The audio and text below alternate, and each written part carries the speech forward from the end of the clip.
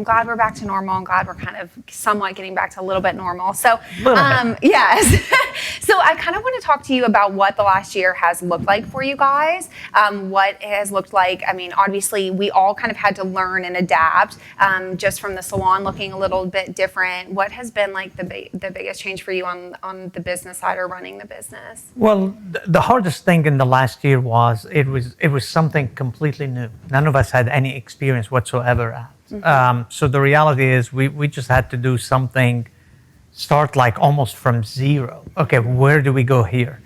The hardest thing is really minimizing. Here you go, you've done for the last 20 years all these systems in order to be welcoming when somebody comes, into your business, to, have all your facility to accommodate certain amount of people, and all of a sudden we can't do that.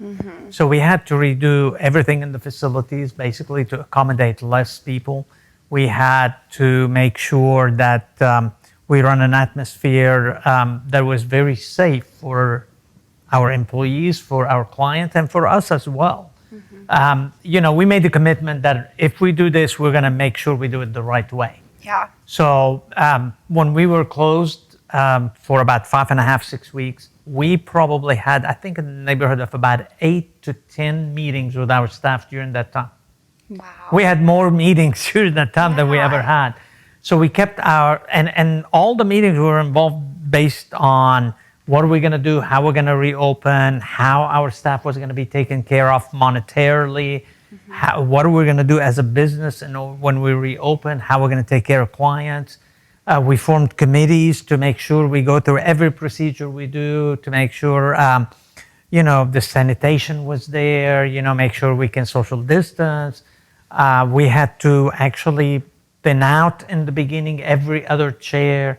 Then we brought barriers. Then we created new color areas. I mean, we did all kind of stuff to just basically revamp our business. It's been challenging, and I'm sure it will remain challenging.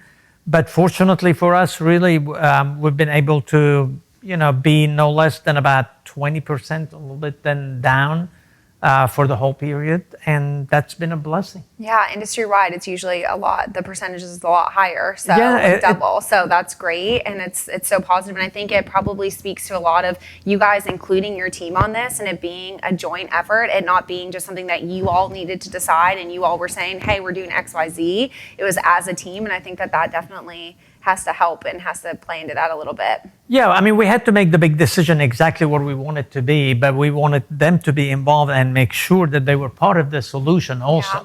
So they helped us dramatically. I mean, we cannot do, honestly, all three of us cannot do everything on our own. Right. We've been very fortunate. We have some very key people that have been with us for a long period of time, at Belleza, and that's what makes it much easier to operate. Yeah. And their well-being is very important for us. We are the owners, but also, they're our friends. The majority of the people that work here are our friends. I mean, we socialize with them outside of here.